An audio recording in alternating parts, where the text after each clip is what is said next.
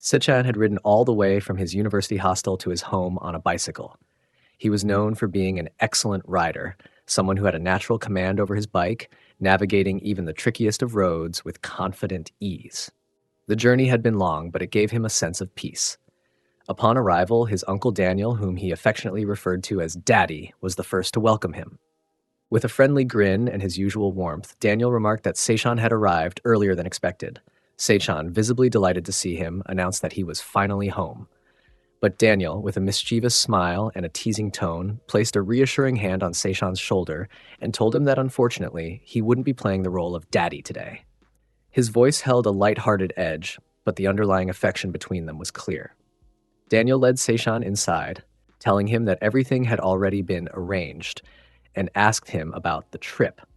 As they entered the living room, Sechan responded that the trip had been good calming, even. Daniel chuckled in response and suggested that perhaps it was time for Sechan to finally make the switch to a car. Sechan, however, shook his head with a grin and admitted that he still preferred motorcycle. Daniel, wearing a look of fatherly concern, mentioned that he had been thinking about selling the motorcycle. He then invited him over to the dining table, calling him warmly to join. The table had been thoughtfully arranged, filled with a variety of home-cooked dishes. A framed photograph of Sechan's parents sat at the head of the table, surrounded by flowers and small traditional offerings. Sechan's eyes widened as he took in the sight. He couldn't help but express his amazement, commenting that Daniel had really gone all out. Daniel replied that the setup resembled a Korean memorial service.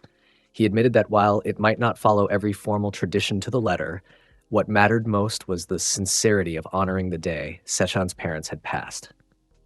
Touched, Sechan stepped forward, bowed deeply before his parents' photo, and softly addressed them, Mom and Dad. He told them that on this day, he was greeting them as Sechantha Korean.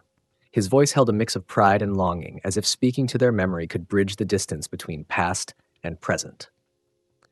Daniel stood beside him, gazing at the photograph with emotion in his eyes.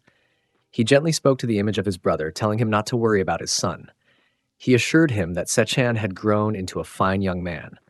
Then, looking at Sechan with pride in his eyes, Daniel commented that the two of them, him and Sechan's father, had done a spectacular job raising such a boy. Sechan's thoughts drifted back in time. A decade ago, when he was just 10 years old, tragedy had struck. His parents had died in a sudden accident, leaving him orphaned. With no immediate relatives to turn to, Sechan had been introduced to Daniel. Back then, he was just a frightened, grieving boy, lost in a world that suddenly felt unfamiliar and cold. Daniel had been a friend of Sechan's father. They had met when his father had traveled abroad to study. According to what Sechan had heard, the two had bonded instantly, brought together by a business idea Sechan's father had proposed. That very idea had helped Daniel's business soar, and their friendship had grown deeper and more meaningful over the years. Perhaps it was that strong bond, or simply Daniel's noble heart, that led him to adopt Sechan as his own. It had seemed to him like the only right thing to do, a natural step for someone like Daniela, man who lived by his sense of duty and honor. Now, years later, Sechan was doing his best to live up to that kindness. He was studying hard, determined to make Daniel proud, to someday repay him not just through words, but by becoming someone who could stand tall in the world. As these thoughts passed, a cheerful voice brought Sechan back to the present. A girl had entered the room with lively energy, and upon seeing him, she called out his name. Without hesitation, she rushed over and gave him a warm hug, asking when he had arrived. Sechan laughed and told her it had only been moments ago. With genuine delight, he greeted her by name Monica and said that it had truly been a long time. Monica agreed wholeheartedly, exclaiming that it had been far too long and that it was so good to see him again. She then asked how he had been and whether he had missed her. Sechan grinned and told her, without hesitation, that of course he had missed her. The two shared a comfortable laugh. Monica was Daniel's girlfriend, 17 years younger than him, yet full of confidence and charm. Daniel proudly mentioned that it had been Monica who had arranged the memorial service this year all on her own. Sechan looked at her with admiration and thanked her sincerely. Monica replied that she had prepared it with the kind of care a mother might give. Sechan playfully teased her, saying she couldn't possibly be like a mother to him after all. She was only 12 years older. They all laughed together, the air light with affection and familiarity. Daniel, clearly enjoying the moment, suggested they have a pool party that evening, just the three of them, and maybe even a barbecue. Monica agreed with enthusiasm, clapping her hands in excitement. Later that evening, they prepared for the party. As they gathered near the pool, Monica recounted the story of how she and Daniel had met. She told them that initially she had thought she had been rejected and assumed that was the end of it. But then, unexpectedly, Daniel had approached her again and asked for her number. Sechan listened with amusement, remarking that it was a sweet story. Monica, laughing brightly, said that if she had known Daniel was such a smooth talker, she might not have given him her number at all. Daniel shrugged with a smirk and joked that his charm was irresistible. As the evening wore on, Sechan observed how close the two had become. Though happy for them, he found himself growing tired and excused himself, saying that he hadn't been able to sleep during finals and needed to catch up on rest. Daniel gave a small pout and said he had been hoping to have a fun night now that Sechan was a grown man, but he nodded in understanding and told him to sleep well, saying they'd catch up more in the morning. After Sechan had gone to his room, Monica leaned toward Daniel and whispered that he had no idea how much Sechan had matured. Daniel agreed, noting that the boy had grown up fast. Monica joked that just like your protein bar. She then coyly asked what she should do next. Daniel raised an eyebrow and teased her back, saying that she probably had more ideas than he did and that she was definitely getting more mischievous. He reminded her to lower her voice in case Sechan heard them, but Monica waved the concern away, saying that Sechan was a grown-up now, and he definitely knew all about love and relationships. She added that Daniel himself had mentioned that Sechan had a girlfriend in college. Monica chuckled, saying the two must have had their share of fun already. Daniel clarified that Sechan had told him the relationship had ended within a month, and he was single again. Monica frowned in mock sympathy and said it was a shame that he was wasting his youth. Then, glancing at Daniel flirtatiously, she added that he was still more energetic and attractive than most younger men. Meanwhile, Sechan had been quietly peeking out from his room window, observing the two of them. He found Monica's balloons overwhelming, even a bit shocking. He thought to himself that he had never seen someone with that kind of stamina before. He shrugged off his guilt, reasoning that Monica wasn't even officially his stepmother, and besides, Daniel had a tendency to move on to new girlfriends anyway. As he peeked, Monica suddenly looked up and caught him watching. To his surprise, she winked at him playfully. Sechan's eyes widened in disbelief, and he quickly pulled away from the window, retreating into his room. His heart pounded as he wondered if he had imagined it, but he was certain Monica had definitely winked at him. That summer marked a turning point in Sechan's life. He had just turned 20 years old. The weather was hot, the days long, and everything had seemed relatively peaceful until one afternoon when an unexpected ring echoed from Daniel's doorbell. Standing on the doorstep were two unfamiliar girls, both appearing nervous yet determined. Without waiting for permission, they stepped inside the house and directly confronted Daniel. One of them looked at him intently and asked a question that immediately filled the air with tension. Was he their father? An unfamiliar energy swept through the house, unsettling Sechan, who had been used to a calm and quiet home environment. The blonde girl among them stepped further inside, and Sechan, slightly annoyed, pointed out that she should remove her shoes. She looked confused, asking why, but Sechan didn't respond. Instead, he thought to himself that his peaceful domain, which had been his sanctuary, had now officially been invaded. The two girls followed Daniel into the study room, where they began explaining everything. Sechan and Monica, curious and anxious, peered in from just outside.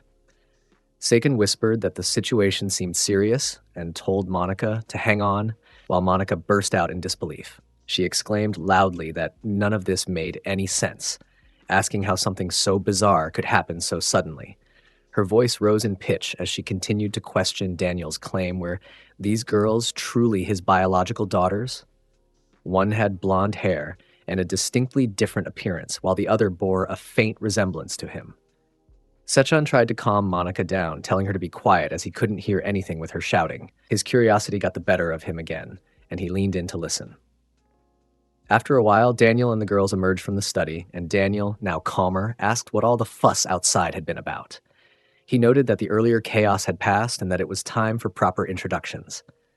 Gesturing toward the girls, he introduced the blonde one as Rebecca and the other as Michelle. He added, with a gentle smile, that they were both the same age as Sechan 20 years old. Sechan was visibly puzzled.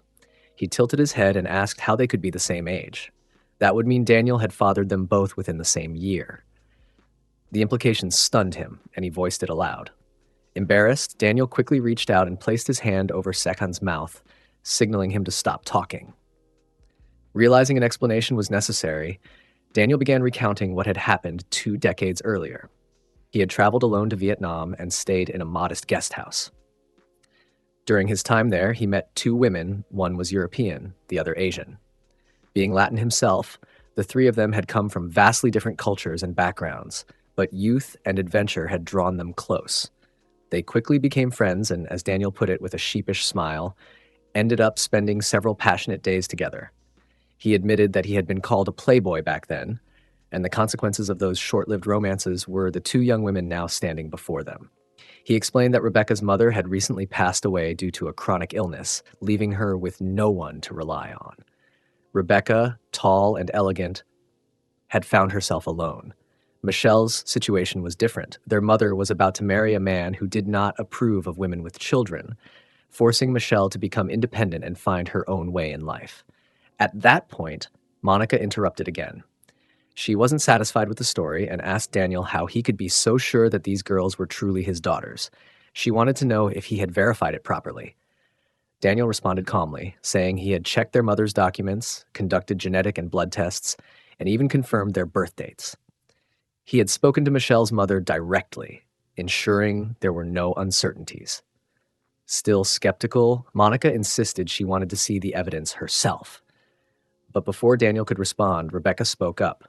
She said that it wasn't Monica's decision to make and added, somewhat coldly, that from what she had heard, Monica wasn't even family. That statement infuriated Monica, who demanded to know what Rebecca had just said.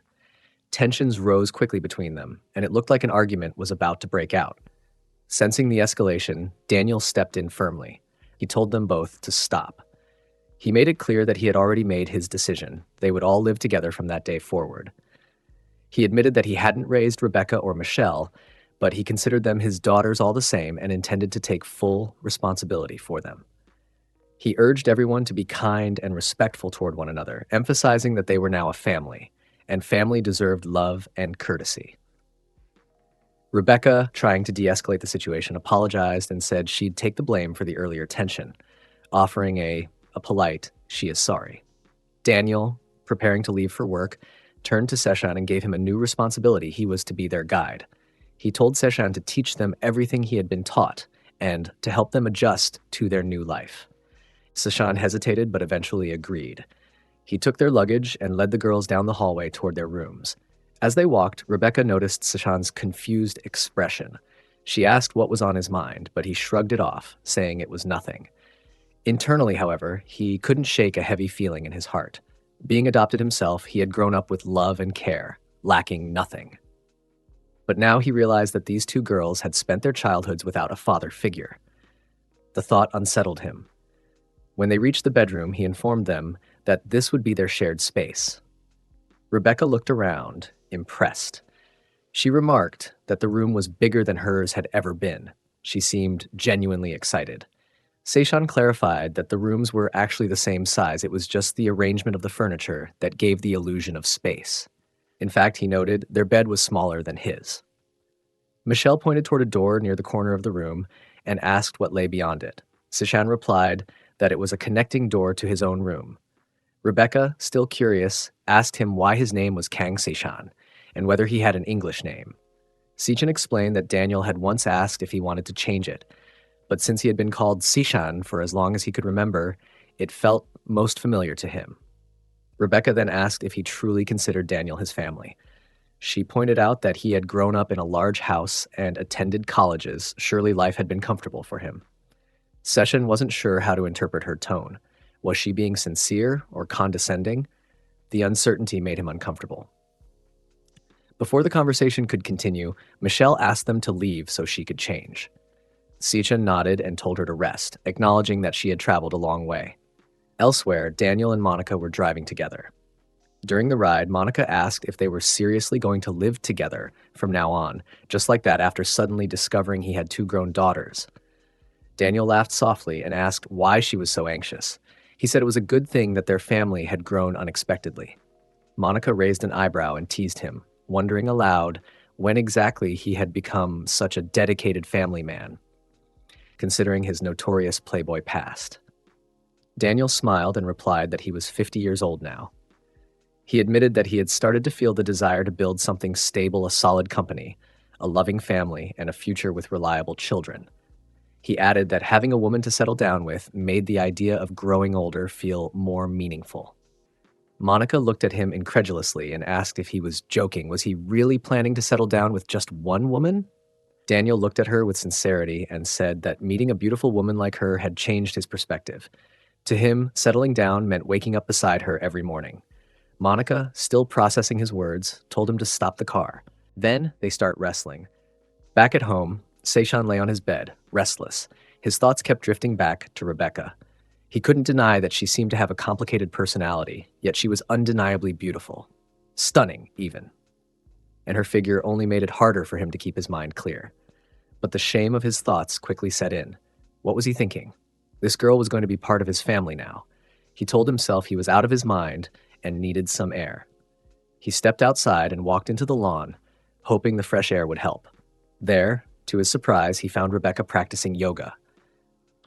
From the shadows, he observed her movements. She was graceful, focused, and clearly well practiced in her morning routine. Suddenly, she noticed him. Sechan froze, unsure of what to do now that she had caught him staring. Embarrassed, he decided to play it cool, walked over to greet her casually. He smiled awkwardly and asked what she was up to. Rebecca paused her pose, looked at him curiously, and asked, "So you came here?" Sechan approached Rebecca in the garden, surprised to see her there, and asked softly what she was doing outside so early.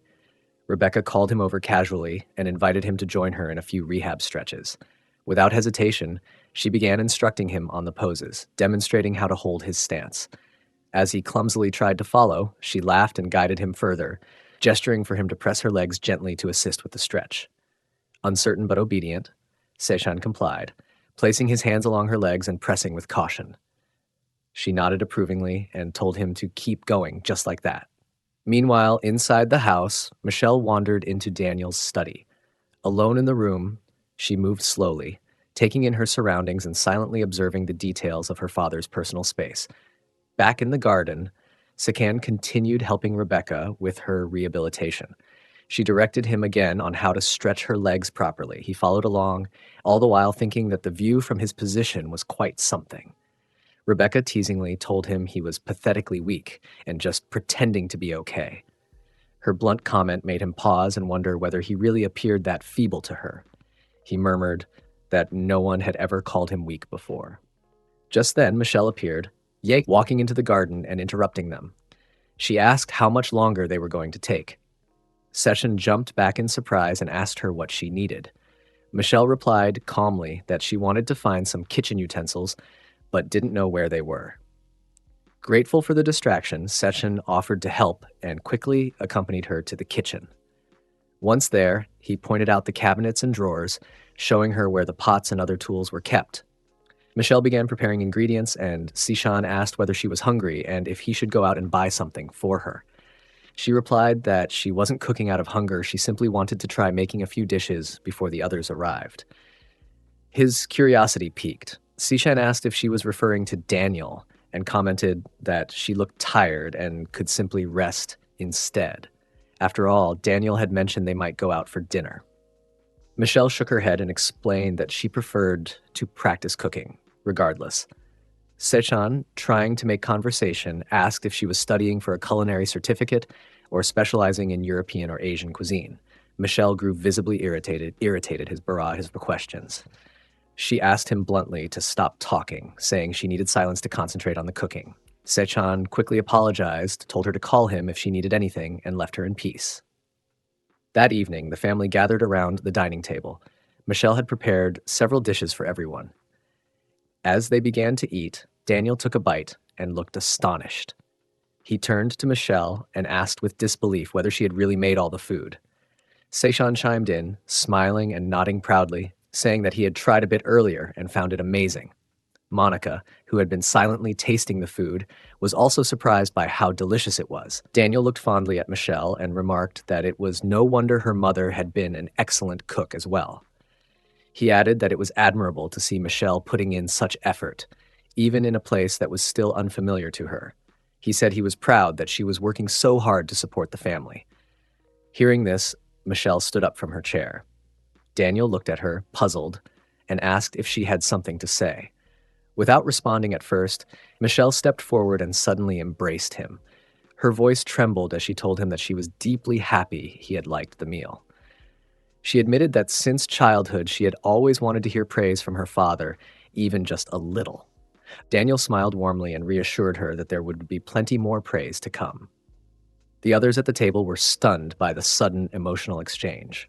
Sechan, observing Michelle, reflected on how curt and distant she had seemed earlier.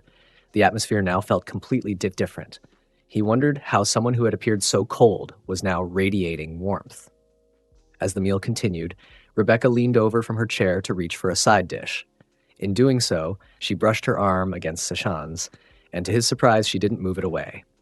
She commented softly that the food was delicious as she reached for more. Sechan, distracted, couldn't help but notice her closeness and physical contact. Monica, seated across the table, took note of their behavior. Her gaze shifted from the two of them to Daniel, as if silently pondering what exactly was unfolding in their new, complicated family dynamic. After dinner, all the family members retreated to their respective rooms to rest. Sechan lay on his bed, lost in thought, replaying the events that had occurred between him and Rebecca. He kept wondering if what she had done was truly accidental. In his mind, it felt unmistakably intentional, and he couldn't make sense of the whole situation. Meanwhile, Daniel sat alone in his room, snacking and drinking alcohol to unwind. Monica joined him shortly after, asking how long he had been awake and whether he had been unable to sleep. Noticing his distant demeanor, she inquired further about what had him so deep in thought that he found himself drinking alone. Daniel admitted that he felt a strange restlessness and, for reasons he couldn't fully articulate, sleep had eluded him. When Monica pressed gently, asking what was bothering him, Daniel responded that it was difficult to put into words, but the experience of seeing his children grow up so well had left him with a peculiar feeling. He explained that lately, his life seemed to have gained richness and depth, and that he was beginning to feel the need for a stable family life before growing any older. Monica quietly reflected that perhaps his earlier comments hadn't been as casual as they seemed. She then hesitantly brought up Rebecca, asking what he truly thought about her. When Daniel asked her what she meant, Monica elaborated, saying that Rebecca's way of dressing seemed a bit excessive. Though Rebecca was an adult now, Monica admitted she didn't feel entirely comfortable with the way she carried herself. Daniel asked what point she was trying to make, and Monica cautiously suggested that since Sechan and Rebecca weren't biologically related and were both adults, didn't he think that could become a complicated situation? After all, one day a beautiful blonde had suddenly appeared in his daughter's life, and it wasn't entirely far-fetched to consider the implications. Daniel smiled gently at her, assuring her that there was no way either he or Sechan would ever look at Rebecca in such a way. He believed her usual attire wasn't as provocative as Monica was suggesting. Monica clarified that wasn't exactly what she meant, and Daniel playfully added that if someone truly beautiful were to be considered a threat, it would be Monica herself, not Rebecca. Laughing, Monica replied that comparing her to someone who hadn't even fully lost her baby fat wasn't quite fair. Daniel agreed with a grin and told her to stop overthinking things. He explained that he trusted Sechan more than anyone else and reminded her that his heart belonged to her alone. Looking at him, Monica asked if she should believe what he was saying. Daniel leaned in, suggesting that words weren't enough, they should exercise together. Monica, surprised by his sudden shift in tone, asked what he was doing and warned that the kids might wake up. Daniel teasingly questioned her concern, implying she didn't believe him. She laughed and remarked that it suddenly felt hot in the room. He admitted he'd had a drink and now craved something more than just snacks. Hinting toward a more excited moment, he insisted he wanted a cardio session with her. Monica playfully offered herself as his partner, and he flirted back, saying he could never refuse a woman like her. Unbeknownst to them, Michelle was standing upstairs, silently watching the scene unfold. The following morning, a cleaning session was already underway in the house. Rebecca, having just woken up, appeared frustrated and asked aloud why it was so noisy. Sechan, already up and about, reminded her that he had told her before once a week, people came to clean and maintain the house. Though it might be loud, he encouraged her to endure it. Daniel and Monica, now fully dressed, joined them. Daniel cheerfully asked if everyone had slept well.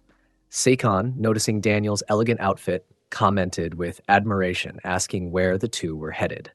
Daniel explained that he had a short meeting with a buyer in Canberra and that the trip could last a few days, depending on potential delays. Monica added that she was also planning to return home. Before leaving, Daniel turned to Sechan and entrusted him with looking after the house. Sechan assured him not to worry, he had it under control. Michelle chimed in with a wish for her father's safe travels, to which Daniel replied with warmth, saying they would all enjoy some fresh air together once he returned. Michelle approached Monica and complimented her appearance, saying she looked truly beautiful and that her dress was very pretty. Monica smiled and thanked her graciously. Michelle then noticed that the zipper of Monica's dress had become entangled with her hair and gently helped fix it. Monica, touched by the gesture, thanked her again and remarked that they would be back soon. It was time for them to leave. Before stepping out, Monica leaned closer to Daniel and commented on how Michelle seemed like a genuinely good child. Daniel nodded and brought up how many people had praised his outfit, pointing out Monica's excellent fashion sense. She grinned proudly and reminded him that she had managed to obtain a rare, limited edition item. Then the two of them finally left the house together. Left behind in the now quieter home were Sechan, Rebecca, and Michelle. Sechan found himself pondering what to do next. The atmosphere felt somewhat awkward now that only the three of them remained. Rebecca turned to him, mentioning that she'd heard there was a nice beach nearby. He agreed, noting that the house was already a mess, and suggested they head out. He offered to show her around the town while they were at it. From upstairs, Michelle called down, letting them know she wouldn't be joining. She said she was tired and would be staying in her room and wished them safety. Sechan glanced up at her, wondering why she had directed her words specifically at him. Michelle, now in her room, quietly examined a teardrop-shaped, expensive-looking brooch in her hand, the very one she had stolen from Monica's dress. Sechan had taken Rebecca into the garage, where he gestured toward the collection of vehicles and told her to take her pick. He asked which one she'd prefer to ride. Rebecca, visibly surprised by the number of luxury cars neatly arranged before her, asked why there were so many of them. Sechan explained that it was because his father, whom he called Daddy, had a deep love for cars. He then suggested the convertible, claiming it was perfect for a scenic drive. However, Rebecca pointed toward the motorcycle and said that she preferred that one instead. Sechan, slightly surprised but agreeable, responded by confirming her choice and saying, "That one, okay." Soon after, the two of them hopped onto the bike, with Rebecca seated behind Sechan. As they began riding, she asked whether that was all the speed it had and if it could go any faster. Sechan told her to hold on tightly, and without further delay, they sped off toward the beach. Upon reaching the beach, Sechan turned to her and asked if the place was suitable, commenting that it was well maintained. Rebecca responded that it wasn't bad at all and said she actually liked it, then asked if they should start having some fun. She untied her hair, letting it down, which prompted Sechan to ask what she was doing. She questioned back if he wasn't going to join her, and he responded that he was on his way. Just then, a boy unexpectedly appeared and accidentally flung a clump of sand that landed directly on Sechan's head. Visibly annoyed, Sechan looked up, only to realize the boy was someone from the school's rugby team. The boy, clearly startled by what had happened, apologized and asked if Sechan was all right. As Sechan looked at him more closely, he recognized the girl standing beside the boy. It was Anna, his ex-girlfriend. Surprised, Sechan asked Anna if she was really there. The boy, whose name turned out to be Chris, turned toward Anna and asked sarcastically if Sechan was the guy she had dated before the Asian guy. He mocked the idea, questioning why she would date someone with such a name, and insinuated that it must have been for money. Anna, visibly uncomfortable, scolded Chris for his behavior. It began to dawn on Sechan that Chris's behavior might be entirely intentional and targeted. Chris then turned to Sechan and, with a mocking tone, asked what the grumpy expression on his face was about. Sechan ignored the provocation and instead walked toward Anna, telling her that if she was going to date someone, she should at least choose a decent guy, implying that someone like Chris wasn't worth her. He added that she was too precious to be wasting her time with someone like him. Chris, now irritated, demanded to know what Sechan was even trying to say. At that moment, Rebecca appeared from behind, grabbed Sechan's arm, and asked what was going on. Chris, stunned by her sudden appearance, couldn't hide his shock. He struggled to believe that Rebecca could actually be Sechan's girlfriend. He wondered to himself if Sechan had won her over with money, noting how beautiful and elegant she was. While Sechan tried to make sense of the sudden confrontation, Chris turned to Rebecca and asked if she would like to play a game, proposing that the loser would buy beer. To his surprise, Rebecca accepted the challenge with enthusiasm, telling him to bring it on. Anna, clearly taken aback by Chris's impulsiveness, asked if he was serious and what game he was even talking about. Chris replied that it would be fun and insisted they play. The game of beach volleyball soon began. During the match, Rebecca launched a strong spike that landed directly on Chris's face, causing his nose to bleed and leaving him unable to defend himself. She then addressed him sternly, saying that he wasn't as special as he thought and certainly not considerate. As Chris lay on the ground unconscious, Anna rushed over and desperately tried to wake him up, urging him to open his eyes. People at the beach began gathering around to see what had happened. Meanwhile, Rebecca took Sechan's hand and led him away to a quieter corner of the beach. The two of them began drinking beer together. Sechan remarked about Chris's swollen face, speculating that it would probably take a week for the swelling to go down. He told her that one couldn't show weakness in front of guys like Galt Chris. The more weakness shown, the more one ended up being ridiculed. Sechan admitted that he was familiar with this kind of behavior and had experienced it since he was young. He said that boys like Chris often looked at him like he was a nobody. He also mentioned that Michelle had once said something similar. Rebecca expressed mild surprise and said that if he knew that, then he probably already understood her perspective. As she took another drink of beer, Sechan asked if she and Michelle had grown up together. Rebecca shook her head and explained that they had only met recently at her mother's funeral. At the time, she had assumed Michelle was just another mourner and had no idea that they were actually half-sisters. He asked gently whether she was doing all right, given that her mother had passed away not too long ago. Sechan then opened up about his own past, explaining that when his parents died when he was young, he had struggled immensely. He said he couldn't talk to anyone and cried a lot. However, he was able to overcome that pain thanks to his daddy, who had truly supported him. He added that if Rebecca was ever having a hard time, she could count on him as well, because they were family. Rebecca, looking distant, said that she liked her family, but then asked a curious question whether Sechan actually felt like they were siblings. He responded earnestly, saying that of course they were, since she was his daddy's daughter after all. Rebecca scoffed and called him a hypocrite. She said she wasn't going to stay with him for long anyway, so what was the point in talking about family? Confused, Sechan asked what she meant by that. She told him it should have been obvious she resented him for taking the place that should have been hers and growing up wealthy. She urged him to become independent as soon as possible. Sechan, trying to reason with her, asked why she was being like that.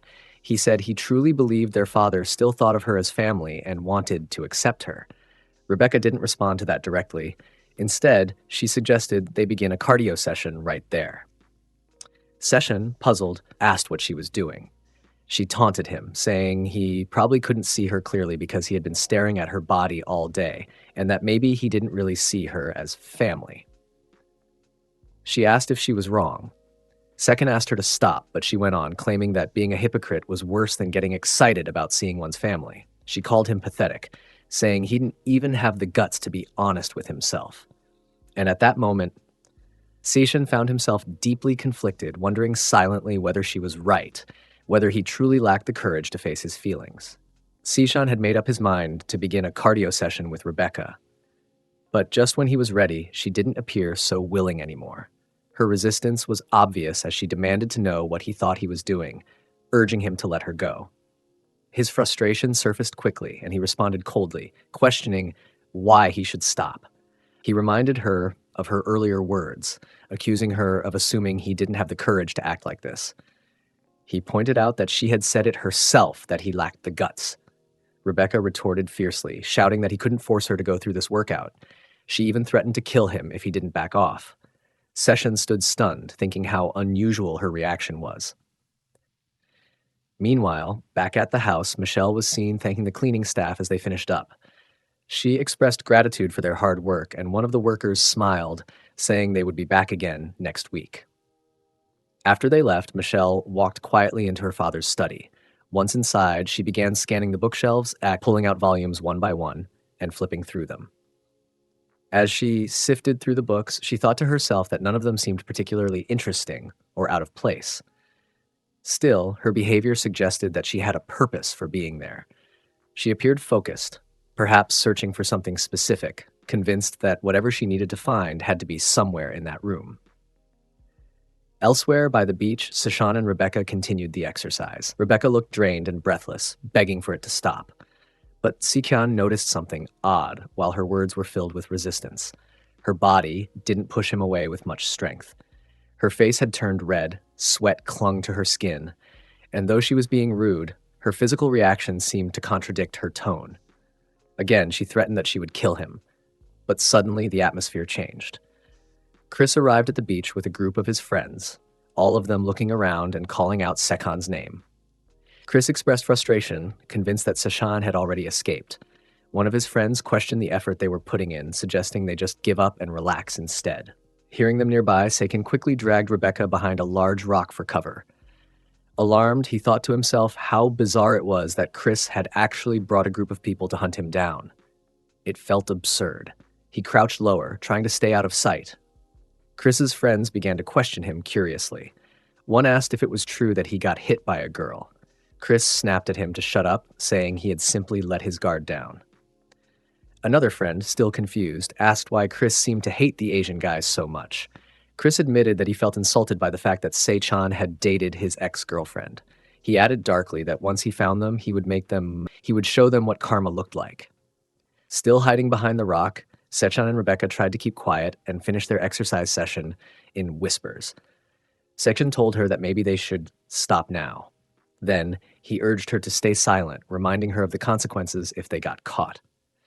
He noted to himself that although she kept protesting, she was already soaked with sweat. Her body language spoke differently than her words.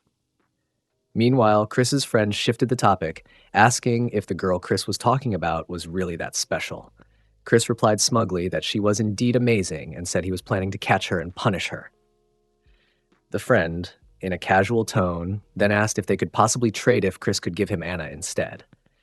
Chris looked both angry and confused, demanding to know what his friend was talking about. The friend, unfazed, pointed out that Chris wasn't seriously dating her and was also seeing someone named Sarah. Chris admitted that even though he had no intention of dumping Anna, he still hadn't explored everything with her. He commented that Sechan had proven to be more trained than he had anticipated. The friend grinned, saying that if things worked out with Sarah, Chris could always hand over Anna to him. From behind the rock, Sechan was listening to the entire exchange, feeling disgusted by what he was hearing. He thought to himself that they were all just garbage. Still, he knew this wasn't the time to confront them. He couldn't afford to be caught. At that moment, one of Chris's friends noticed a beer bottle lying near the rocks. He looked down and pointed out that there were 2 sets of footprints in the sand. Chris grew suspicious immediately, wondering aloud if Sechan and Rebecca were hiding somewhere close. Sechan had just come to a disturbing realization. Chris and his friends were nearby, and they were moments away from getting caught. Panic began to rise in his chest as he thought about what would happen if they were discovered. It wasn't just about him anymore. If Rebecca got caught with him, the consequences might be even worse for her. His thoughts spiraled as he crouched behind the rock, desperate to think of a way out. Chris, suspicious, stepped closer to the rock and mentioned to his friend that something about it seemed odd. Sechan's heart pounded. It felt like they were about to be exposed. He held his breath, trying to hide as best as he could. Then, out of nowhere, Anna stormed onto the scene, yelling furiously at Chris. She demanded to know how he could break up with her just because they hadn't done a workout session together. Her voice was loud and sharp as she declared she never wanted to see him again, nor his trashy friend. Chris, startled and flustered, stammered that he had only been joking. With that, he and his friend quickly backed off and walked away. As the coast cleared, Sechan peeked out from behind the rock, whispering a relieved, "Thank God!" But his relief was short-lived. Rebecca, now furious, slapped him across the face. Her voice trembled with hurt as she accused him of causing her pain. Sechan followed after her, trying to explain, but she turned and warned him to stay away unless he wanted trouble. She pushed his hand away with disgust. Eventually, they returned home. By then, Sechan had fully realized the weight of what had happened. Rebecca was clearly angry, and he couldn't blame her. Still caught up in his thoughts, he didn't notice Michelle standing behind them until she spoke up. She casually commented that it looked like they had a fight, though she didn't know the details. Then she added that Rebecca was strange anyway, so she often tried to avoid speaking to her. Sechan looked at Michelle in surprise, thinking that she had no idea how serious the situation really was. Michelle advised him to take a shower, saying they'd have dinner afterward. She mentioned she would go get Rebecca. He nodded silently and went to freshen up. Meanwhile, Rebecca sat alone in her room, deep in thought. The entire beach incident replayed in her mind. She couldn't believe what had happened. She had seen Sechan as nothing more than a naive kid, but now she felt betrayed. What he had done was beyond forgiveness. Michelle entered the room, raising an eyebrow as she asked if things were going according to Rebecca's plan. Rebecca smirked and assured her not to worry. In her view, guys were simple, they just needed to be manipulated a little and they'd go crazy. Michelle wasn't convinced. She asked bluntly if Rebecca just didn't know how to keep a boyfriend. Laughing it off, Rebecca told her she clearly didn't understand men and should sit back and watch her work. As Michelle looked around the room, she remarked that it was larger than hers. Rebecca changed the topic, asking if Michelle was handling things on her end. Michelle confidently replied that everything was under control, assuring Rebecca that the girl she was targeting would be pushed out soon. Downstairs, Sechan sat at the dining table, imagining the worst. His thoughts wandered to what might happen if Rebecca told Michelle everything. In his mind, he pictured his uncle, his daddy, furious, shouting at him for betraying the family. He imagined being thrown out of the house with nothing. Coming back to reality, Sechan scolded himself. He couldn't believe how far things had gone. He hadn't meant for any of it to happen. He blamed Rebecca for provoking him, trying to convince himself that it wasn't entirely his fault. Just then, Rebecca and Michelle joined him at the table. Michelle teased that Rebecca didn't seem to enjoy the beach trip and claimed she'd come back disappointed. Sechan looked surprised and repeated, "Really?" Michelle smiled and told them to focus on dinner. He mumbled that he thought Rebecca liked it.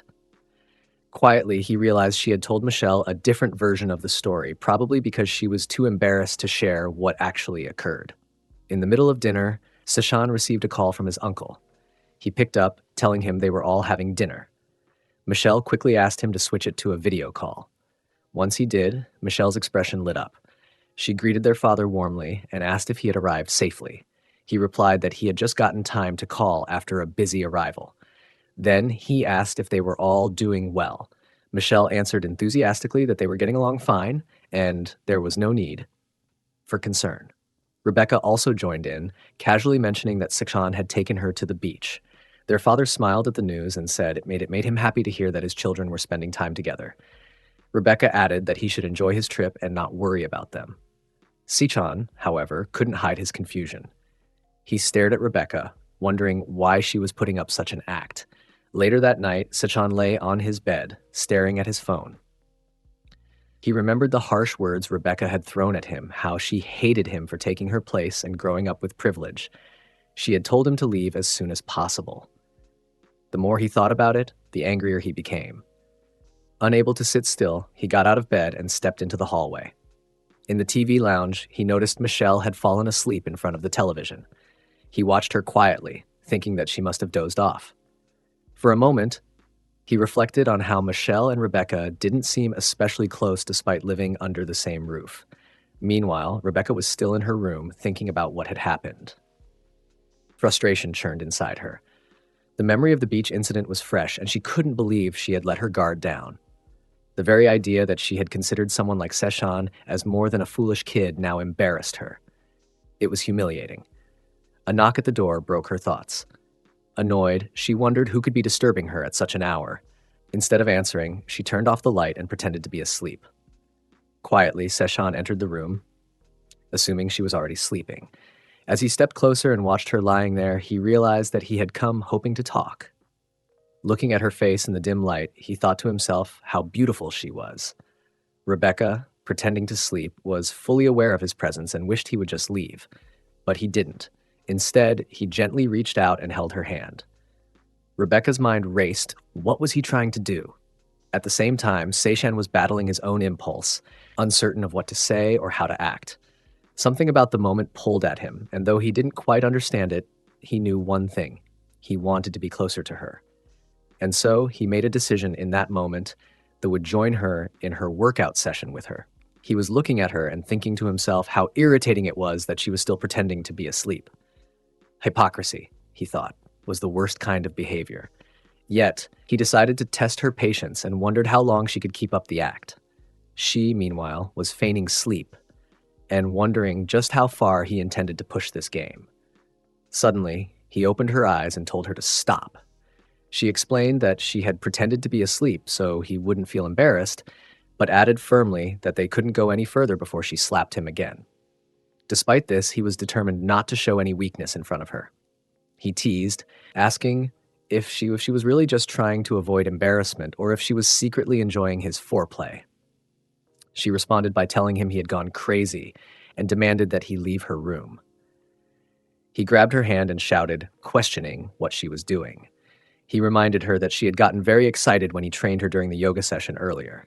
She insisted he let her go and called him a weird man, but internally he found it strange how her cursing seemed to excite him. She threatened to kill him, but he urged her to accept it and stop pretending to be tough. He kept telling her to stop lying, realizing now that he had some control over her. Meanwhile, Michelle, who had been resting on the couch in the TV room, woke up and thought she must have dozed off. She reminded herself that it would be a waste to sleep there when she had a nice bed waiting for her. In another scene, Sechan was doing a gaming session with Rebecca and noticed that she was much more cooperative than before. It was the first time she had said, "please," to him, which caught his attention. He asked her what was causing the frustrated look on her face. Rebecca said she couldn't believe him. Suddenly, both of them were shocked when Michelle entered Rebecca's room, turned on the light, and said she needed to talk to them. When Michelle saw Sechan and Rebecca Sechan wearing revealing clothes, she was very surprised and immediately asked what she was doing. Sechan was successfully hiding under the bed, careful not to make a sound. Meanwhile, Michelle was standing nearby, questioning Rebecca rather sharply about why she was wearing such revealing clothes.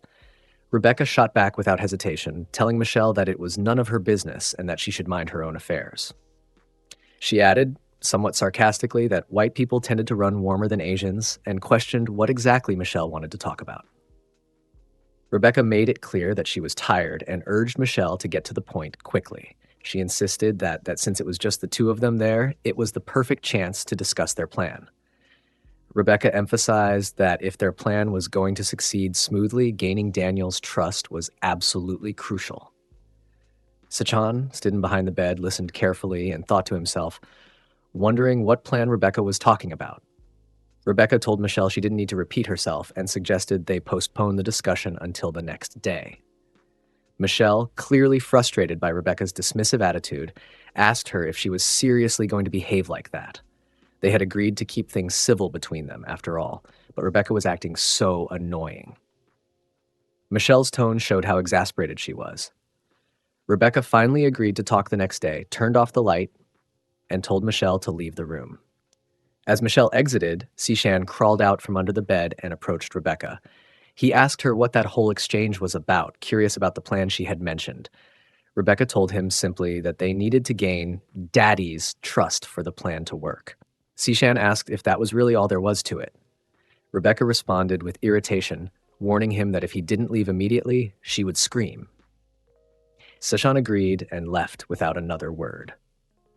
The following day, Sechan was sitting in the yard beside the pool, soaking up the sun as he thought over recent events. He reflected on how they had crossed a certain line once already, yet Rebecca was still appearing in his dreams as if nothing had happened. This perplexed him deeply. He also found himself puzzling over what Michelle had said the previous day. admitting that he couldn't read her intentions at all. He hoped he had misunderstood things, just as Rebecca had suggested. Suddenly, Michelle appeared nearby, telling him that she was going for a swim. Sechan's face lit up with excitement as he told her the water wasn't that cold. As he looked at her, he was surprised to realize she was easier on the eyes than he had initially thought. Michelle noticed his distraction and asked why he seemed lost in thought. Sechan found himself thinking about Rebecca again, admiring how incredible her body was, despite the grumpy expression she often wore. Rebecca soon joined them in the pool and began swimming. Sechan, being a strong swimmer himself, admired her graceful movements and thought seriously that he could not find a single flaw in her appearance. Michelle observed the interaction quietly and thought to herself that Rebecca really needed to take charge and kick Sechan out of the house. She mused that framing him as a stalker would be the best way to get him gone. That was Rebecca's role now. After swimming for a while, Michelle got out of the pool and said she was going to take a break. Sechan settled beside Michelle and reflected on how, come to think of it, he hadn't seen many other Asians around, especially Asian women. He admired how smooth Rebecca's skin was compared to others. Suddenly, Rebecca asked him if he knew how to do the backstroke and begged him to teach her. She teased him about being good at freestyle, but not at backstroke, wondering why. She insisted it was just a matter of supporting her properly. They began swimming together, and Sechan noticed how being close to her again was making him feel excited. Rebecca teased him about glancing at Michelle's body earlier, which surprised him. He asked if he really had done that. She laughed and said he just couldn't help himself around women. He smiled and joked that she was teasing him again. To reassure her, he told her not to worry because she was far more beautiful than Michelle. He added that she had even appeared in his dreams the night before.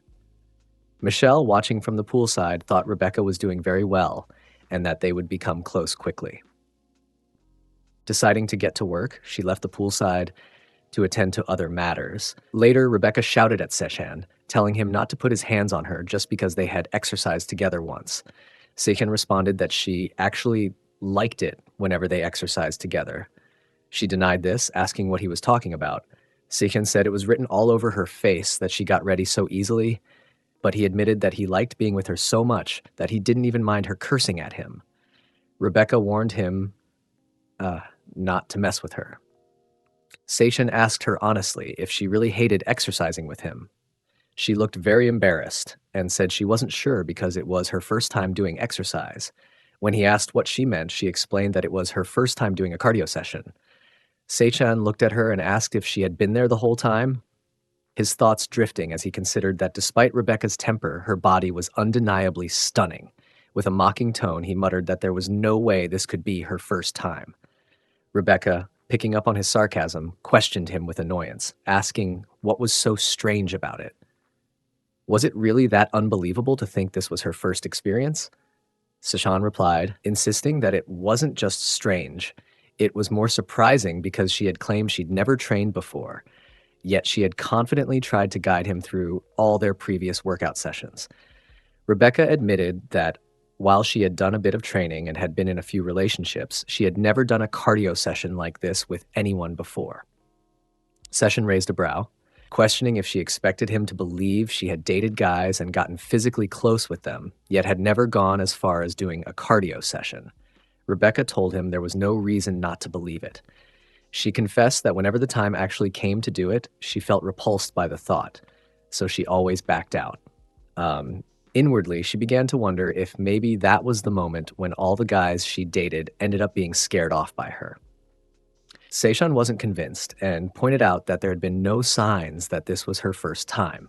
Frustrated, Rebecca snapped at him, asking how he could dare to say something like that to a woman.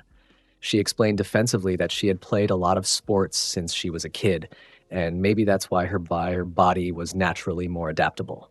Sechan nodded, trying to smooth things over, and said he had heard that athletes often had more experience with physical training and that their bodies tended to be more flexible and responsive. She glared at him and warned firmly that he should not touch her when there were other people around. He smirked and asked if that meant it was okay when no one else was around. Rebecca quickly shot down the suggestion, telling him that wasn't what she meant at all. She turned the question back on him. asking why he always seemed to touch her when others were watching. She told him bluntly that she thought she knew exactly what he was trying to do.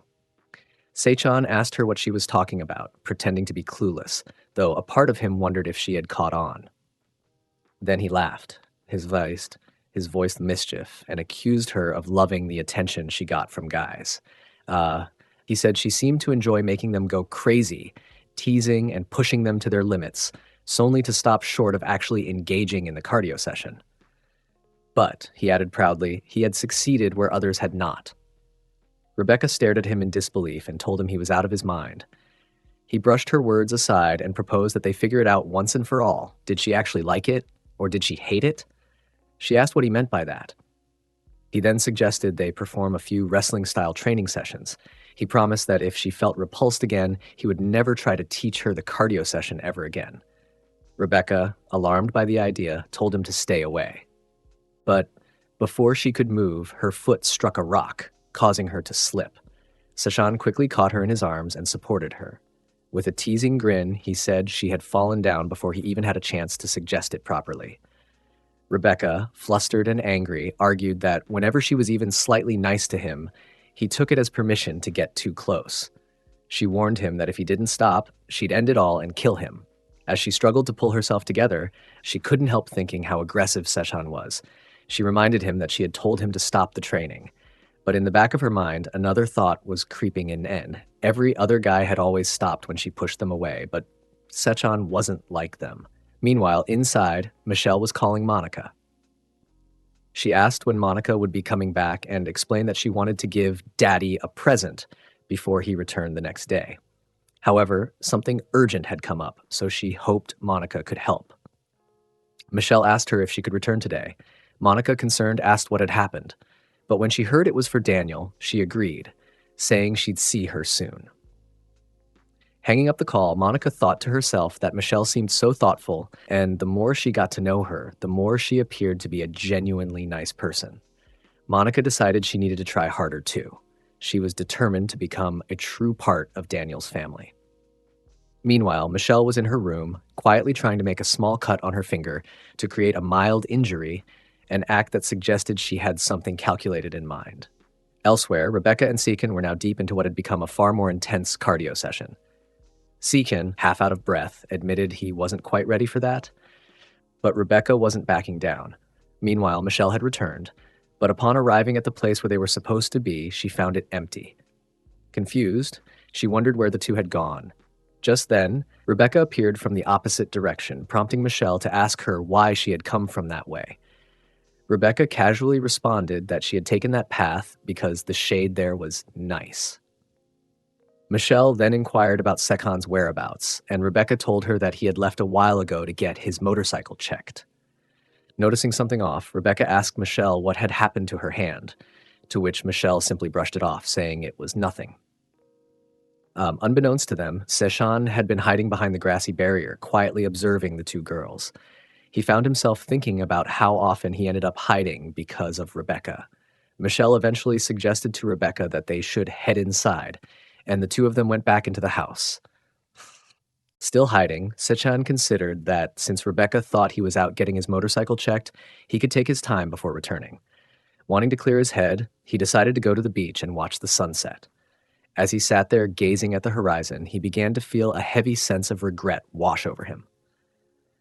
Now that he had calmed down, things didn't feel so good anymore. He asked himself what on earth he had done. The girl he couldn't stop thinking about was the daughter of the man who had shown him nothing but kindness. The thought of his daddy finding out filled him with dread. He knew Daniel would be deeply disappointed in him. And yet, every time he looked at Rebecca, all reason seemed to vanish. Now he was left feeling utterly ashamed of himself. Later that night, when he returned home, he noticed that the house was unusually quiet. Assuming everyone had retired to their rooms, he quietly made his way into Daniel's home office. Inside, he caught sight of a photo frame displaying a picture of him and Daniel together. Staring at it, he couldn't suppress the guilt and silently apologized, thinking to himself how sorry he truly was. Just then, Monica emerged from the bathroom, commenting on how refreshing the bath had been. But she stopped mid-sentence upon spotting Sechan unexpectedly in the room. Her surprise was evident, and Sechan, clearly flustered, immediately began backing away. She asked him what he was doing there, and he quickly replied that he hadn't realized she had returned and that he had only come in to visit his daddy's office. Without giving her time to question further, he rushed out of the room and headed back to his own. A little while later, Michelle was sitting with Monica and showing her a man's diary. Monica admired it and remarked that it looked very nice, asking if Michelle had made it herself for Daniel. Michelle nodded, explaining that she just needed to have his initials embossed on it, but had hurt her hand and apologized for making Monica do the work instead. Monica assured her not to worry and began helping her with the diary, acknowledging that Michelle must have worked very hard to injure herself like that. Michelle then asked whether Monica thought Daniel would like the gift, to which Monica responded with certainty that he definitely would. Meanwhile, Sechan had taken a seat on the nearby sofa, quietly listening in on their conversation. He couldn't help but feel awkward about the situation, especially after what had happened earlier in the room. But to his surprise, Monica didn't seem to be bothered by it in the slightest. As he sat in silence, Michelle turned to him and asked whether he was hungry, adding that they would have dinner as soon as the diary was finished. Sechan told her not to worry about him. Monica, noticing his presence, smiled and remarked that with how healthy he was, no wonder he had such an appetite. Michelle then turned to Monica and explained that she couldn't ask Rebecca to help with the delicate work because Rebecca hated doing such things. Monica simply reassured her not to stress and offered to finish it herself. At that moment, Rebecca was also making her way downstairs and happened to overhear the conversation. With a slightly guilty tone, she apologized for being clumsy. Michelle immediately told her to go sit down and promised she would prepare dinner soon. Rebecca walked over and sat next to Sechan on the sofa. Looking at him, she asked why he looked so dazed and suggested he turn on the TV or something. Sechan glanced at her and couldn't help but think to himself that this house really was filled with the most beautiful women he had ever met. Rebecca started touching his protein bar. Sechan questioned Rebecca in a hushed but tense voice, asking what she was doing and reminding her that there were other people sitting right behind them. Meanwhile, Rebecca turned to Sechan and asked him how it felt when she played video games in that particular way, suggesting that he needed to understand what it was like to be trapped in such an uncomfortable and helpless situation. Sechan, clearly agitated, told her to stop, warning her that what she was doing was dangerous. Rebecca, unfazed, insisted that he wouldn't be able to escape without her preparation. At the same time, Monica continued assisting Michelle, confirming once more that she was supposed to do the diary task in the way Michelle had shown. Michelle responded with encouraging words, telling Monica that she was doing far better than expected. Monica beamed with happiness and excitement at the compliment. Turning her attention to Sechan, Monica remarked with a light chuckle that he must be feeling quite lucky to have two wonderful sisters in one day. Then, shifting the topic, she asked him why there was nothing good on the television and simultaneously thought to herself that he should be engaging in conversation with Rebecca in staring blankly at the screen. Monica felt the atmosphere had become slightly awkward after what had happened earlier, and sensed that the kids might be feeling too uncomfortable to speak openly in front of her. Sechan sat beside Rebecca with evident discomfort. Rebecca, watching his nervous expression, couldn't help but feel a strange sense of satisfaction. Elsewhere in the room, Monica, turning more thoughtful, asked Michelle if she could ask her something a bit personal. She mentioned that adjusting to a new environment must be difficult and wondered if Michelle was facing any specific challenges. Michelle, however, replied with a smile that she wasn't having any trouble at all and that the place was actually quite nice.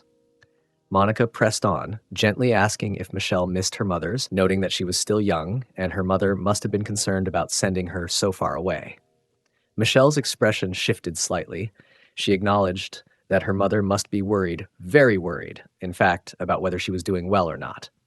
Her voice carried a tone of detachment, and before the conversation could continue, Michelle abruptly stood up and offered Monica something to drink, suggesting juice. Monica, noticing the change in tone, politely asked for a glass of water instead, saying that concentrating so much had made her thirsty. As she watched Michelle walk away, Monica thought to herself that Michelle had once mentioned her mother was getting remarried. Perhaps that was the reason Michelle seemed sensitive about the topic and reluctant to talk further about her family situation. When Michelle returned and handed her the glass of water, Monica thanked her sincerely. As Michelle glanced toward where Sechan and Rebecca had been sitting, she noticed that Rebecca was no longer beside him. She turned to Sechan and asked where Rebecca had gone. Monica, too, directed the same question at him, and then added in a teasing tone that he wasn't even responding. Had he already fallen asleep? Michelle observed the strange silence and commented that they probably needed to finish their task quickly and prepare for dinner. Something had seemed off since earlier, and she began to question whether Sechan was really asleep at all. However, Sechan was far from asleep. He was quietly thinking to himself that he needed to stop Rebecca from whatever she was planning. Monica leaned in and moved closer to Sechan to check whether he had actually dozed off. To her shock, she realized that Rebecca was lying on the sofa in his lap, and not where she had been moments ago. Alarmed, Monica blurted out, asking what the two of them were doing. Monica stood in surprise as she saw both Sechan and Rebecca fast asleep, clearly deep in slumber. Speaking softly but with disbelief, she commented on the scene, wondering aloud what had gotten into them. She then called Michelle over to take a look as well, remarking that she couldn't believe how close the two had become, sleeping so peacefully together without a single care in the world. She guessed they must have been exhausted after all the swimming they had done earlier that day. Urging Michelle to help her finish up, she added that they should have dinner soon and suggested bringing a blanket for the sleeping pair, volunteering to do it herself. Later that night, Sechan sat alone beside the pool, his mind restless. He found himself replaying earlier events, his heart racing just from the memory. The thought of Monica approaching them had startled him, and he silently thanked Rebecca for acting quickly enough to prevent them from being caught. He found it strange how the more time they spent together, the more attractive she seemed to him. There was a chance she might lash out at him, and yet the way she still went along with whatever he suggested struck him as endearing. He wondered seriously for the first time, did he genuinely like Rebecca? Suddenly, Rebecca appeared by the pool, her voice sharp and decisive. She told him bluntly that she was putting a stop to everything, and warned him to keep his hands off her from now on. Sechan looked up in surprise and protested, reminding her that she had been the one to take the initiative earlier. She dismissed his words, expressing frustration that she always ended up on the losing side. Then, without further hesitation, she slapped him and snapped that he certainly hadn't looked like someone on the losing end. If anything, he'd seemed pretty confident. She ordered him to shut up and threatened that if he ever tried something like that again, she would tell Daniel everything. It was a clear warning. Despite the confrontation, Sechan gently grabbed her hand and urged her to sit beside him. Rebecca hesitated and asked what he was trying to do. He simply asked her to sit with him, promising he wouldn't do anything. Still unsure, she mentioned how strange it would look for her to sit out there with him at such a late hour. He calmly assured her that no one would find it odd. After all, no one had thought it was strange earlier when she had fallen asleep on his lap. He told her to just enjoy the night sky while she was there, explaining that this time of year was perfect for seeing meteor showers. At that moment, a meteor streaked across the sky. He pointed toward it, urging her to look. Rebecca, still irritated, muttered that she didn't care about meteorites. But Sechan kept his gaze on the sky, his tone suddenly softer. He confided that she was the first person who had made him feel such closeness since arriving in that unfamiliar place as a child, second only to their father. He assumed she must feel similarly about the environment, and added that if, once she had settled in, she still felt uncomfortable around him, she could go ahead and tell their father everything. If that happened, he would willingly leave the house, acknowledging that, in the end, she was their father's biological daughter. Just then, another meteor shot across the sky, larger and brighter than the last. Sechan pointed again and commented in amazement, joking about how, if that one crashed into Earth, it might cause a global disaster. Rebecca couldn't help but laugh at the absurdity and asked what he was even talking about. From a distance, Michelle observed the two of them quietly. In her mind, she noted that Rebecca was doing quite well and concluded that within the week, they would likely be able to push everyone else out of the way. Later on, Michelle went to Daniel and handed him a diary. He looked at it, touched, and asked whether she had made it herself for him. Michelle confirmed it with a warm smile, adding that both she and Rebecca had made it together, while Monica had embossed Daniel's initials on the cover. Rebecca chimed in, mentioning that Michelle had even injured her hand while working on it. Michelle, sounding a bit nervous, apologized for not being able to give him something nicer and said that if he didn't like it, she would understand. Daniel, however, was visibly emotional. He reassured them that he had never received such a thoughtful and sincere gift before. With heartfelt gratitude, he asked if he could hug them both.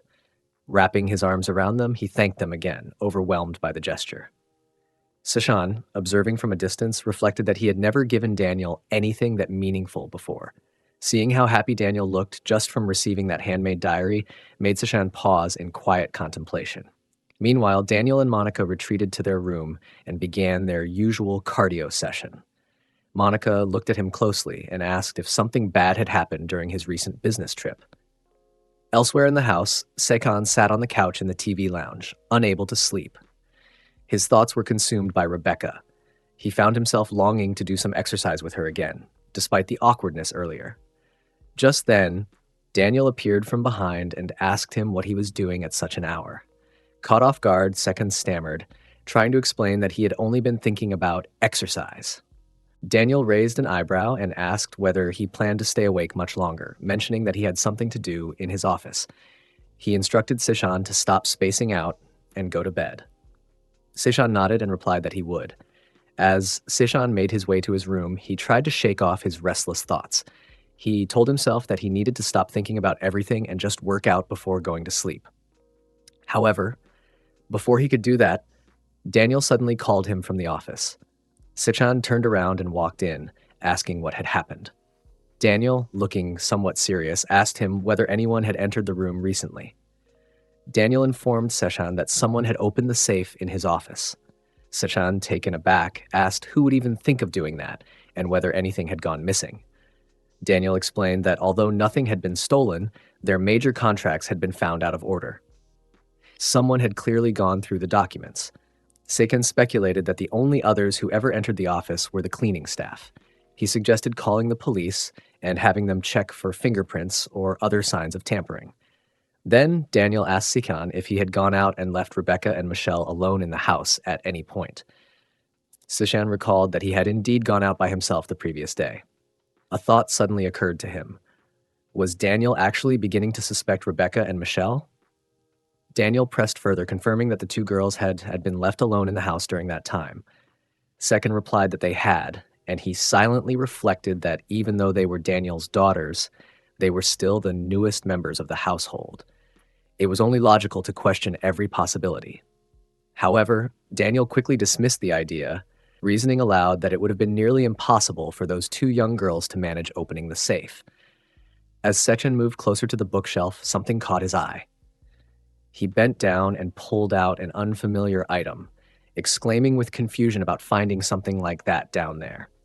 Daniel took the object from him and examined it closely. It was a brooch. He immediately recognized it as belonging to Monica. Daniel's demeanor changed instantly. Filled with suspicion, he stormed off to confront Monica. Demanding an explanation, he asked her why she had gone into his office. Monica looked genuinely confused and asked what he was talking about. Why would she go into his office? He held up the brooch and told her he had found it beneath the safe. Upstairs, Rebecca and Michelle listened intently, silently watching the confrontation unfold. Daniel insisted the brooch was an ornament from a dress he had once given Monica, a custom piece made by a renowned craftsman. He told her he remembered it vividly because it had been a unique design. Monica shook her head and replied that he must be mistaken. That dress, she claimed, was still at her own place. She reminded him that they had left together for his trip that morning. Turning to Sechan, Daniel asked if he and Rebecca had spent that day at the beach. Sechan confirmed that they had. Then Daniel addressed Michelle, asking whether she had been home alone that day. Michelle explained that she had gone out briefly to buy groceries for dinner.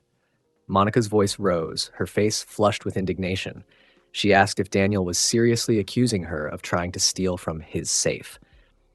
She challenged him to tell her what, if anything, was missing. She even offered to let him search her, sarcastically inviting him to do so if he really believed she was hiding something.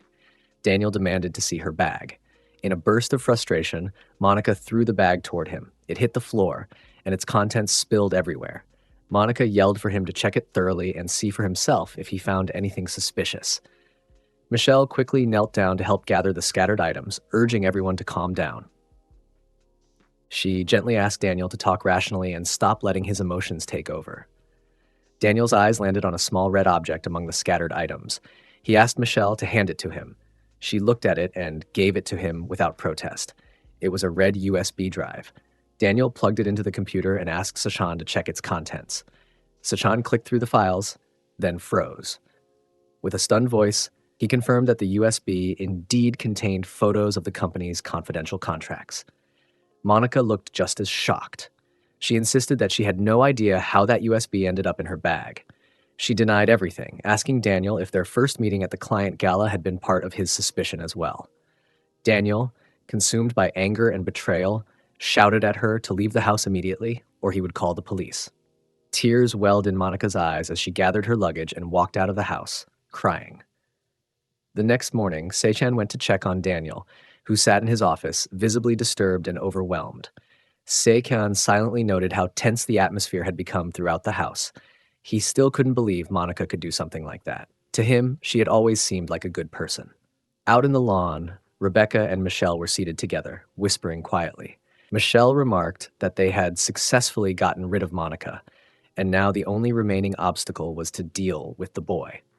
Rebecca responded that she understood and reminded Michelle not to rush her.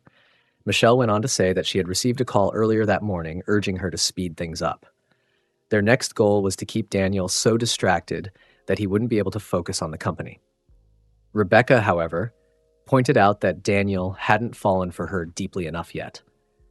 Michelle dismissed her concern and told her to stop worrying, instructing her to simply make him obsessed. Michelle added that she would arrange for Daniel to catch them in a compromising situation. Rebecca just needed to act as though she had been forced into it. Rebecca paused, then asked Michelle a question that had been on her mind for a while. Why did she hate Daniel so much? She clarified that she personally didn't care about Daniel and was only doing this for her cut of the reward.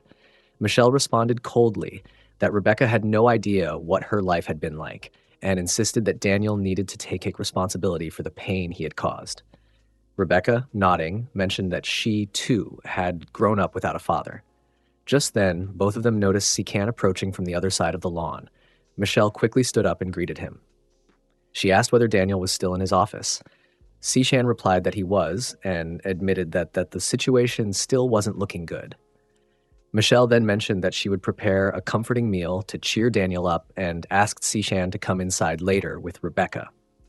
Sechan, however, noticed something odd. Though Michelle wore a concerned expression, her overall demeanor seemed far too cheerful for the circumstances. Something about it didn't sit right with him. He couldn't quite put his finger on it, but ever since Michelle and Rebecca had arrived, something, especially about Michelle, had felt off. That night after dinner, Michelle bid Daniel good night, and he returned the gesture to everyone else.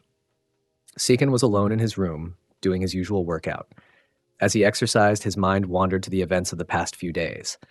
He reminded himself that this wasn't the first time Daniel had ended a relationship. Besides, Monica had turned out to be scheming. Sechan decided that after finishing his exercise, he would take a long, relaxing bath and forget about everything. Just then, Rebecca entered the room and commented on how much he worked out. Sechan turned to her, surprised, and asked what she was doing in his room. Rebecca told him that she had been feeling uneasy and needed someone to talk to. He nodded and said he understood, but asked if she could wait until after he had taken a bath, explaining that he was drenched in sweat.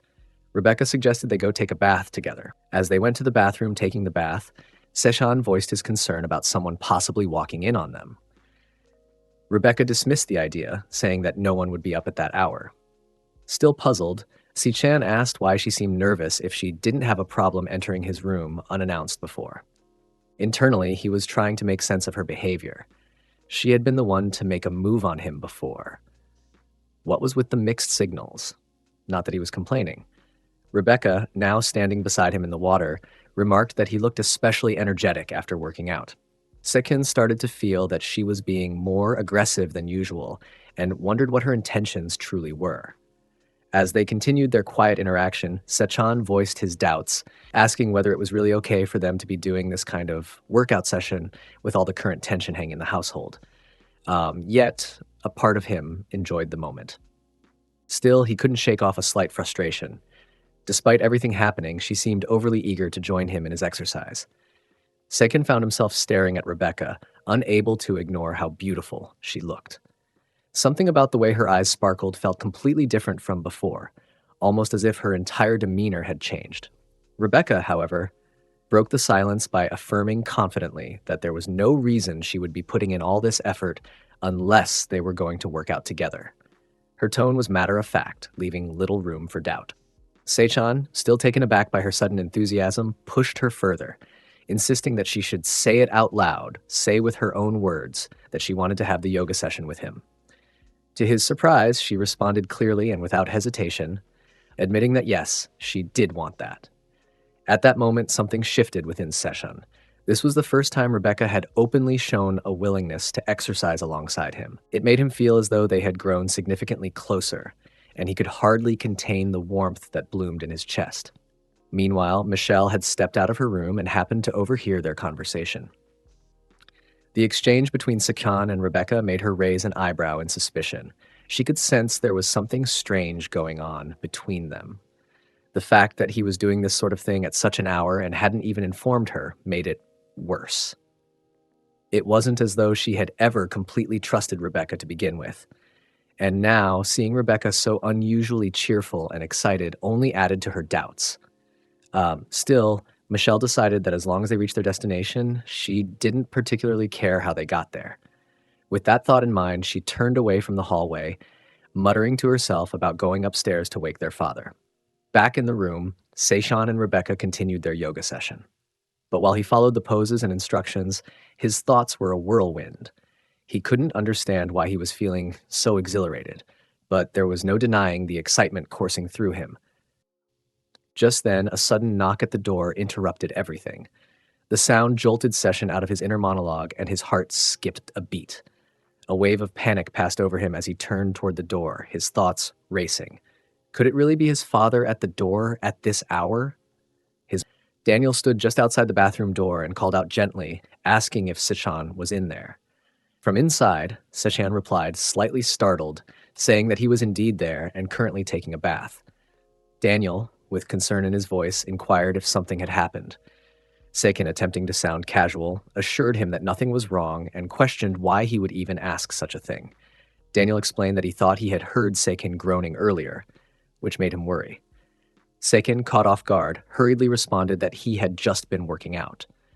Daniel, surprised by the oddity of the situation, asked why he would be exercising so late at night, and in the bathroom of all places. Sechan found himself fumbling for an explanation and eventually offered a vague excuse.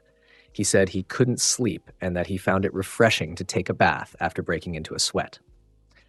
Daniel, unconvinced but trying not to press too hard, asked just how intense the workout must have been for Sechan to be so noticeably out of breath. Sechan gave a light laugh, brushing it off, asking if it really sounded that bad. Then Daniel's tone softened.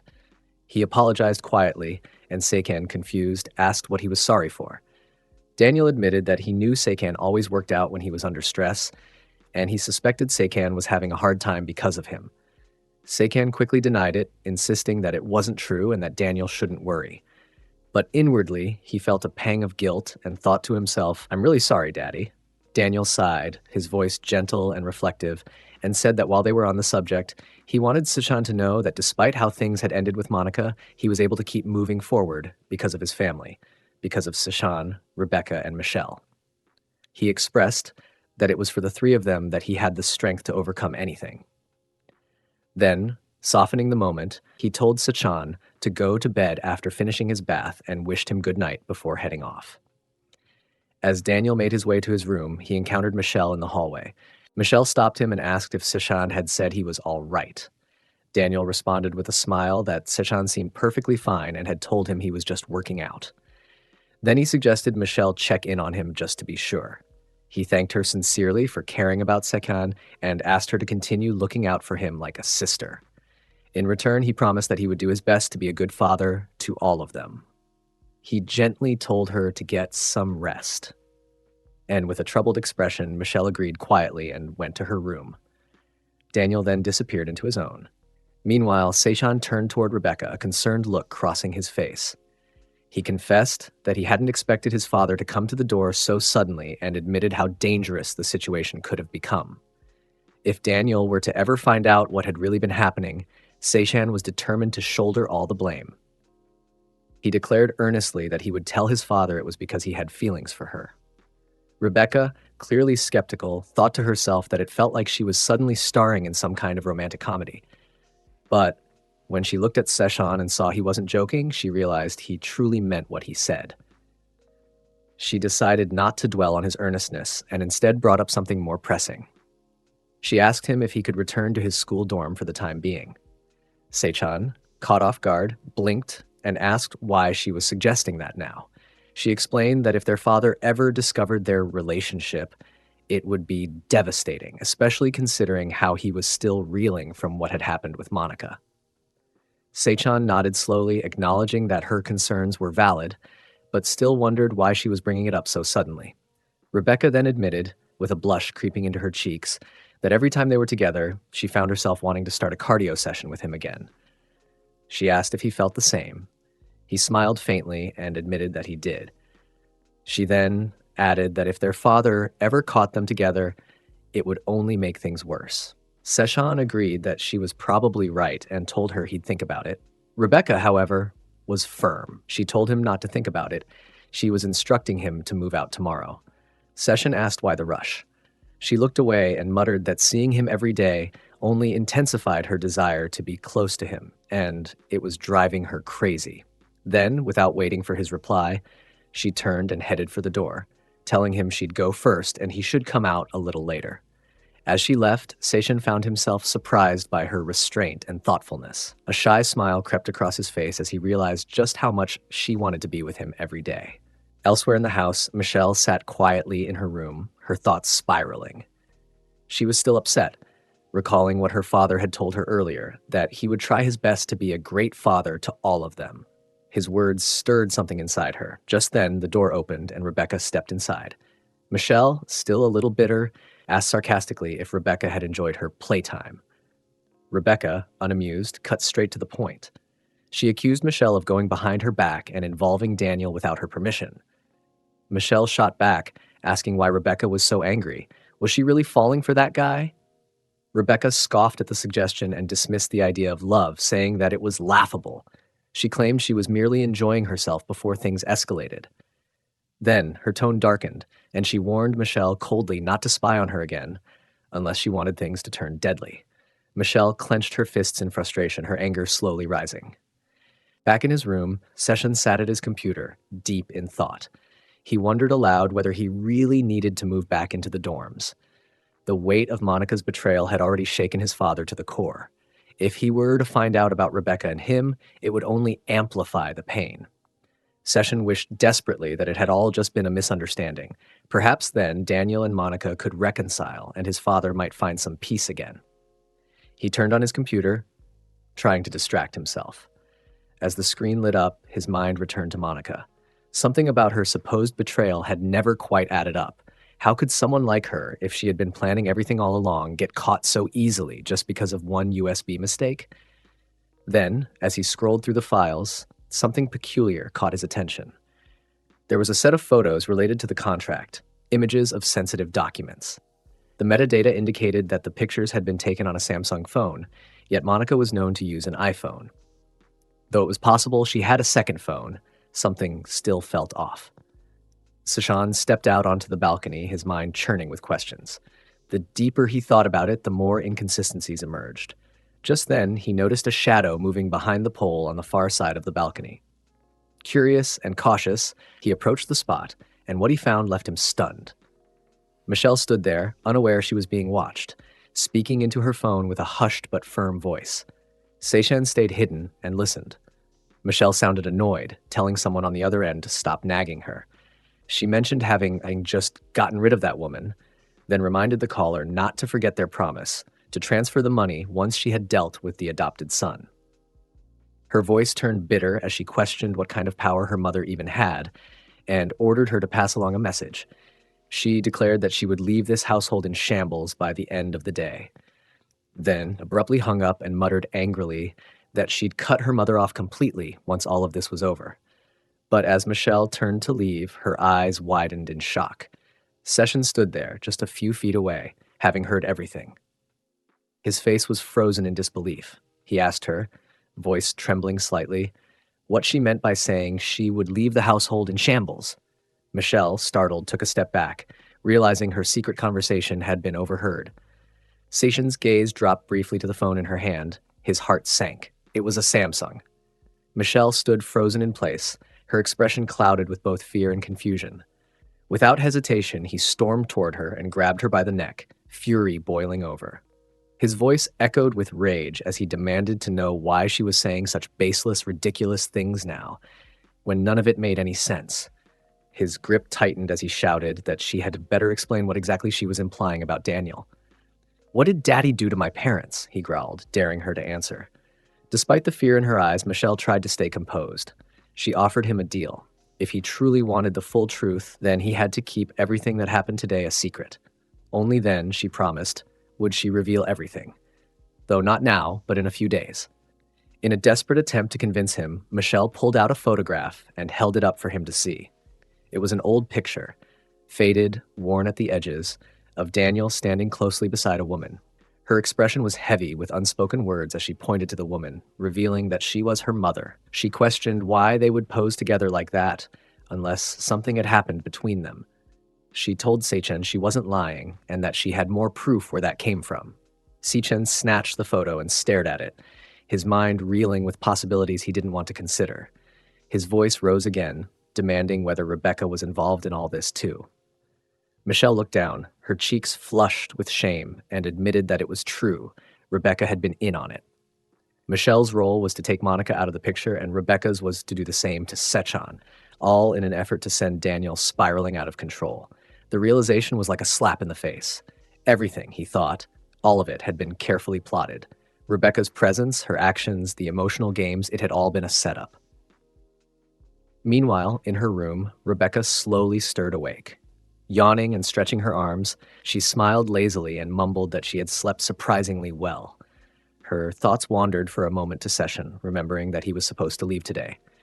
She frowned slightly, wondering why he was even on her mind so early in the morning. She told herself it didn't matter and walked across the room, pulling the curtain closed. With a sleepy sigh, she headed back to bed, muttering that a few more minutes of sleep wouldn't hurt. Back downstairs, Sechan's anger reached a boiling point. Without a second thought, he tore the photograph Michelle had handed him into pieces, throwing them to the floor. He shouted bitterly that she truly expected him to believe something so obviously fake. He agreed to keep Daniel in the dark as she asked, but demanded to hear every last thing she was hiding. In return, however, he declared that he would be holding on to something of hers, as leverage, her hair. Until Daniel returned, she would act in Rebecca's place. Michelle blinked in shock, asking what he meant. Sechan reminded her that she herself had said Rebecca's job was to trap him. Now he wanted Michelle to take over that same role. His thoughts were consumed with rage. He couldn't forgive this girl, not after everything she had done. Michelle stammered, her voice trembling as she asked what he really wanted from her. With cold indifference, Sechan told her he didn't care what her excuses were. He believed in Daniel, no matter what she said. If she wanted him to stay silent, she would have to pay the price, just like Rebecca had. Michelle recoiled at his words, calling him twisted and asking whether he had always been like this. Sechan didn't respond. Instead, he threatened to call Daniel right then and there if she didn't comply. Terrified and uncertain, Michelle asked if he wanted her to do exercise with him or something. He replied with a sharp no. What he wanted wasn't fitness, it was humiliation. He demanded that she go through what Rebecca had gone through from the very beginning. Michelle hesitated, then reluctantly agreed. She said she would take off her clothes, but made him promise to keep her secret. Sechan narrowed his eyes and questioned whether she was still hiding something from him. Michelle tried to deny it, but he suddenly lunged toward her and grabbed her phone. She cried out in protest, asking what he thought he was doing, but he ignored her, opening her phone and scrolling through her files. That's when he saw it, a photo of a contract. It all clicked at once. The puzzle pieces finally fit together in his mind. Holding the phone like it contained a bombshell, he shouted that now he understood. With this evidence, he would go straight to Daniel and expose her. Michelle begged him to give the phone back, tears filling her eyes. But Sechan was done listening. He shoved her hard, and she collapsed to the floor with a thud. "I told you to stop, didn't I?" he snapped. Lying on the ground, Michelle gasped and pleaded again.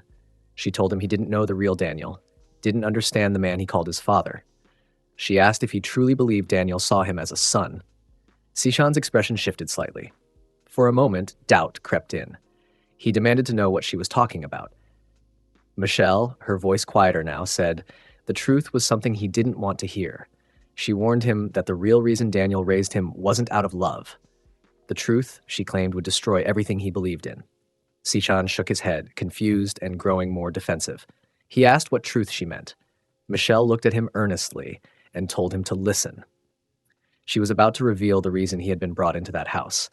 But Sechan cut her off again, furious and unwilling to hear more. He accused her of making things up now that she was cornered. Her desperation, he believed, was just another trick. Without another word, he turned and dashed up the stairs, clutching her phone. He burst into Daniel's room, shouting that he had uncovered the real traitor. But when he stepped inside, his voice faltered. The room was empty. Confused, Sechan called out for Daniel, only to find a note placed on the bedside table. He picked it up and read the words aloud. "Sechan, I'm going away for a few days to clear my head." His eyes widened as he tried to process it. "Why now?" he muttered. He remembered how Daniel always went away after some inconvenience, turning off his phone and disappearing without notice. A moment later, Michelle quietly entered the room. She looked at Sechan and asked if Daniel had left. Sechan scoffed and said Daniel was probably hiding out at a workshop somewhere. He didn't even call him Daddy anymore. Michelle looked at him with a flicker of hope and asked if he would still tell Daniel everything. Sechan stared at her with disdain. "Unbelievable," he muttered. He reminded her that Daniel had been nothing but kind to her. Michelle responded softly, saying that from Sechan's point of view, she probably did seem awful, but Daniel was not the good man he imagined him to be. Sechan shook his head and told her to stop dancing around the issue. He demanded to know who had given her orders. Was it someone competing with Daniel in business? Michelle hesitated before finally confessing. She explained that Sechan's parents had left him behind with more than memories. They left him an inheritance. She revealed that he had stock in Daniel's company that he was entitled to receive upon graduating college. Her voice trembled as she told him the truth. Daniel had only taken him in because he needed that stock. Sechan was stunned. He could barely speak. His lips parted in disbelief as he asked her how she could dare lie about something like that. But Michelle looked him in the eye and without hesitation told him it wasn't a lie. Michelle took her clothes off. Sechan found himself silently reflecting on something he hadn't expected to cross his mind. Michelle's body appeared far more attractive than he had initially imagined. Across from him, Michelle looked extremely flustered and embarrassed. She nervously asked him whether what she had done was enough for him. But Sechan quickly pulled himself away from that train of thought, realizing this wasn't the time to be admiring her appearance. Shaking the thought away, he snapped back at her, telling her sharply to take her hands off, asking if she was joking. Confused, Michelle questioned his reaction, not understanding what he meant. Sechan, however, focused on her physical features again, remarking that her cans looked even larger up close, so large, in fact, that they didn't seem to fit in his hand. Michelle, now clearly unsettled, reminded him that she had already fulfilled the condition he had set earlier. But Sechan rejected that claim, insisting he never gave such permission.